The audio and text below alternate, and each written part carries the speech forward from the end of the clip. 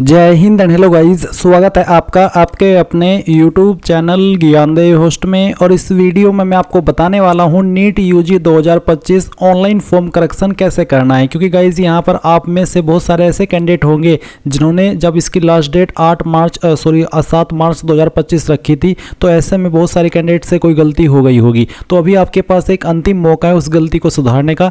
कैसे आप यहां पर करेक्शन कर पाएंगे, अपनी जो आपने गलती की है उसको सुधार पाएंगे, इसकी जानकारी आपको इस वीडियो के अंदर दी जाएगी। और गाइज अगर आपसे आपका फोटो या फिर जो आपका कोई भी डॉक्यूमेंट है वो अपलोड न हो रहा हो अभी भी, तो आप मेरे द्वारा भी इसको करा सकते हैं। उसके लिए आपको एक छोटा सा चार्ज देना होगा और उसके लिए आप कैसे मेरे से कांटेक्ट करेंगे ये आपको वीडियो के लास्ट में बताया जाएगा। पहले आप ये जान लें कि कैसे आपको खुद से अपना करेक्शन करना है। तो वीडियो को आपको पूरा देखना है और जानकारी को अच्छे से समझने के बाद ही आपको करेक्शन करना है, क्योंकि आपके पास ये एक लास्ट चांस है। अगर आपने इसको यूज कर लिया और फिर उसके बाद आपने देखा कि यार मेरे से तो अभी भी सही जानकारी नहीं हुई है, तो ऐसे में गाइज आपको दोबारा मौका नहीं मिलेगा। इसलिए पहले जानकारी को समझ लेना है। और अगर आपने अभी तक गाइज वीडियो को लाइक शेयर नहीं किया कर दीजिए, और चैनल के ऊपर अगर आप नए हैं तो चैनल को जरूर सब्सक्राइब कर लीजिएगा। इसके बाद में जो लिंक मैंने आपको वीडियो के डिस्क्रिप्शन में दिया है आप ओपन करेंगे, आपके सामने इस फॉर्म की इन्फॉर्मेशन आएगी, जहां पर जानने को मिलेगा कि आपने फॉर्म 7 फरवरी से लेकर के 7 मार्च 2025 तक भरा और इसमें इस बार आपको कोई लास्ट डेट फॉर्म फिल करने की एक्सटेंड भी नहीं की गई, यानी कि आपको दूसरा मौका इसमें नहीं मिला है। ये इन्फॉर्मेशन चेक करने के बाद आप यहां पर आएंगे और जो इसमें आप करेक्शन कर पाएंगे वो कब तक कर पाएंगे वो भी आप यहां पर जान लीजिए। मैंने आपको यहां पर जो नीट की ऑफिशियल वेबसाइट है ये अभी वीडियो में दिखा रहा हूं, आप यहां पर देख सकते हैं correction in particulars for the national eligibility cum entrance test NEET UG 2025 registration. इसके ऊपर आप जैसे ही क्लिक करेंगे तो आपके सामने PDF आएगा। इसमें आप देख सकते हैं कि आप अपने फॉर्म के अंदर करेक्शन 9 मार्च, 10 मार्च और 11 मार्च 2025 यानी कि 9 से लेकर 11 मार्च 2025 तक कर सकते हैं। इसके बाद में आपके पास कोई मौका नहीं होगा। और 11 मार्च 2025 रात 11:50 पर आपका लिंक डीएक्टिवेट कर दिया जाएगा। इसके बाद आप कोई भी करेक्शन नहीं कर पाएंगे। अब बात करते हैं कि क्या क्या आप इसमें करेक्ट कर सकते हैं अगर आपसे कोई गलती हो गई थी। तो इसकी इन्फॉर्मेशन आपको यहाँ पर अनेक्सर फर्स्ट में दी गई है। आपको बोला कि candidate shall be allowed to change any one of these 2 fields, जैसे कि father name and qualification occupation और mother name and qualification occupation. यानी कि अगर आपने फादर नेम के अंदर गलती कर दी थी, या फिर जो फादर की क्वालिफिकेशन है वो सिलेक्ट करने में गलती कर दी थी, या उनका ऑक्यूपेशन सिलेक्ट करने में गलती कर दी थी, तो आप यहाँ पर इनमें से कोई एक चीज़ ही करेक्ट कर पाएंगे, या तो father name and qualification occupation या फिर mother name and qualification occupation. क्योंकि बोला है कि candidate shall be allowed to change any one of these 2 fields, यानी कि इनमें से कोई एक चीज़। और ये कंडीशन मुझे नहीं पता क्यों इन्होंने रखी है ऐसे वाली। जब किसी इंसान से या किसी कैंडिडेट से गलती होगी तो क्या पता दोनों चीज़ में हो जाए। ऐसा तो नहीं है कि किसी एक में करेगा या जानबूझ के गलती कर रहा है कि चलो यार मैं ये वाली गलती कर देता हूँ और बाद में फिर इसको सुधार लूंगा। ऐसा तो कोई सोच करके करता नहीं। किसी से जो गलती होती है वो अनजाने में ही होती है, गलती से ही मिस्टेक होती है। तो मुझे नहीं लगता कि उन्हें ऐसी कंडीशन रखनी चाहिए थी। अब यहाँ पर 2 पॉइंट पर आते हैं। आपको बोला है कि candidate shall be allowed to change या फिर add all the following fields, यानी कि अगर आपने फॉर्म के अंदर एजुकेशनल क्वालिफिकेशन जो कि आपकी 10th एंड 12th की इन्फॉर्मेशन है उसके अंदर कोई गलती कर दी थी या हो गई थी आपसे, तो आप वो चेंज कर सकते हैं। स्टेट ऑफ एलिजिबिलिटी ये आप चेंज कर सकते हैं, इसको सही कर सकते हैं। कैटेगरी को आप मॉडिफाई कर सकते हैं, सब कैटेगरी विकलांग वाले ऑप्शन को आप मॉडिफाई कर सकते हैं, यानी कि करेक्शन कर सकते हैं।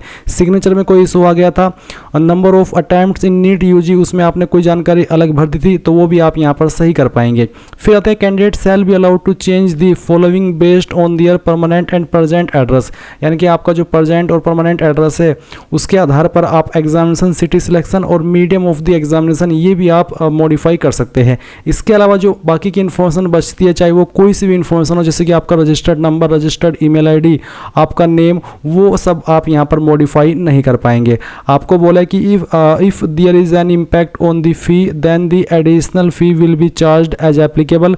Correction in this field will be applicable only after payment of an additional fee if any, यानी कि अगर आपके ऊपर कोई एडिशनल फी लग रही है वो पे करने के बाद ही आप इन वाले ऑप्शन में चेंज कर पाएंगे, करेक्शन कर पाएंगे।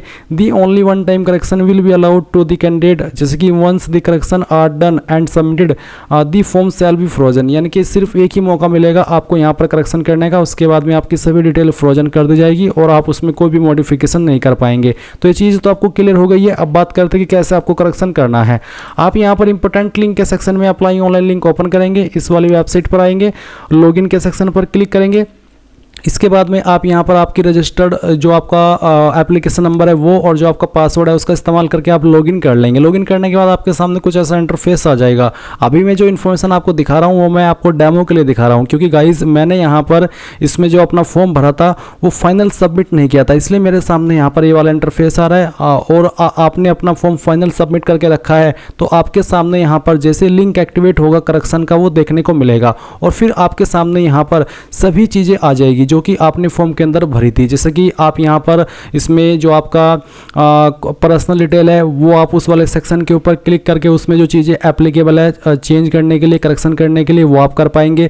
फिर आपकी जो आइडेंटिटी डिटेल्स है अगर वो आपके सामने एडिटेबल फॉर्म में है पेमेंट करने के बाद में या फिर पेमेंट से पहले भी आपको देखने को मिल रही है इन्फॉर्मेशन, तो वो भी आप करेक्ट कर पाएंगे। इसके अलावा फिर आपका जो exam and exam centre detail है वो भी आप यहाँ पर करेक्ट कर सकते हैं अगर आपके सामने आपने फीस पे कर दी है और आपके सामने ऑप्शन एक्टिव हो गया है। तो बेसिकली आप यहाँ पर इसी तरह से स्टेप्स देखेंगे जैसे कि आपने फॉर्म फिल करते समय देखे थे, और जो भी स्टेप्स के अंदर आपको लगता है कि यार मेरे से गलती हो गई थी, आप उसी स्टेप के ऊपर क्लिक करके उस जानकारी को सुधार कर लेंगे और अच्छे से समय लगा करके आपको इन्फॉर्मेशन को चेक करना है, क्योंकि गाइज बाद में आपको कोई भी मौका नहीं मिलेगा।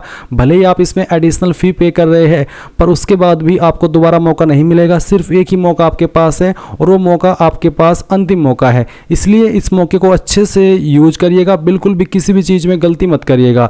यहाँ पर आपके सामने जो भी डिटेल्स एडिटेबल है करेक्शन के लायक है वो आपको यहाँ पर देखने को मिलेगी करेक्शन वाले फॉर्म में, यानी कि आप उसमें डिटेल्स को चेंज कर सकते हैं, ऐड कर सकते हैं जो आप करना चाहे, और जो आप एडिट नहीं कर सकते, करेक्ट नहीं कर सकते वो होगी नहीं, चाहे आप कितना भी ट्राई कर लीजिएगा। इसलिए मैंने आपको पहले जो यहाँ पर करेक्शन के लिए फील्ड्स अवेलेबल है वो यहाँ पर आपको दिखाए हैं। कौन से अवेलेबल है वो आप एक बार फिर से देख लीजिएगा।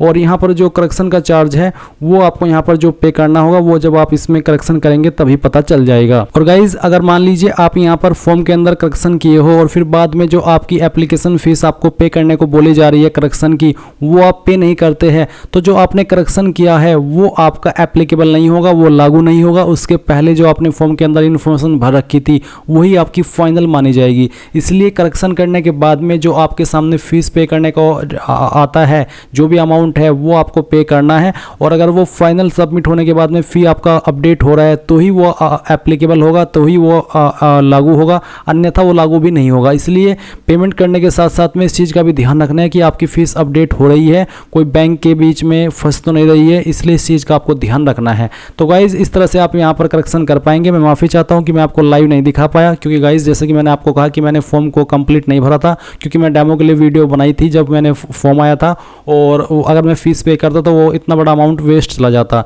तो इसलिए उसके लिए मैं आपसे माफ़ी चाहता हूँ, पर मैंने अपनी पूरी कोशिश किया कि मैं आपको यहाँ से चीज़ें एक्सप्लेन कर सकूँ। और अगर आप मेरे द्वारा कोई डिटेल्स करेक्शन कराना चाहते हैं, अपनी आपसे नहीं हो रही है क्योंकि डॉक्यूमेंट्स में काफ़ी सारे इशू आ रहे थे जब आपने फॉर्म को भरा था, तो आप मुझे कॉन्टैक्ट कर सकते हैं मेरे इंस्टाग्राम पर। अभी जो आप यहाँ पर वीडियो में देख सकते हैं ये मेरी इंस्टाग्राम ID है अमजद मलिक 00। आपको सर्च कर लेना है इसको और फिर मुझे फॉलो करना है, और फॉलो करने के बाद में मुझे मैसेज कर दीजिए कि सर हमें ऐसे करेक्शन कराना है अपने फॉर्म के अंदर। एक मैसेज कर दीजिएगा, उसके बाद में मैं आपको कांटेक्ट करूंगा, आपका रिप्लाई करूंगा, और फिर जो भी डिटेल्स शेयर करनी होगी वहां पर बातचीत होकर के हो जाएगी। मैं अपनी पूरी कोशिश करूंगा, और उसके लिए एक छोटा सा कोई अमाउंट आपको देना होगा, क्योंकि मेरी कोशिश रहती है कि आपने जो इतने टाइम से मेहनत की है वो वेस्ट ना जाए और आप अपनी सभी डिटेल्स को सही समय रहते हुए कंप्लीट कर पाए। सो ये थी जानकारी। आई होप आपको पसंद आई होगी। Thanks for watching. जय हिंद।